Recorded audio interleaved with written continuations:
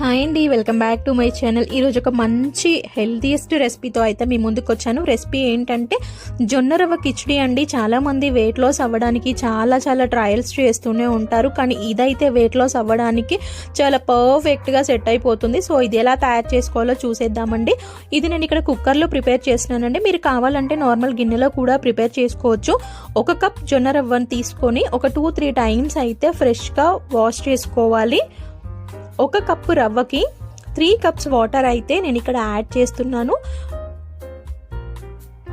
So మన కుక్కర్లో చేయడం వల్ల ఏంటంటే టైం అనేది సేవ్ అవుతుంది. సో ఇది ఒక 1 అవర్ నానబెట్టుకొని చేసుకుంటే ఇంకా బాగుంటుంది. నేనైతే ఇక్కడ అప్పటికప్పుడు చేస్తున్నానండి.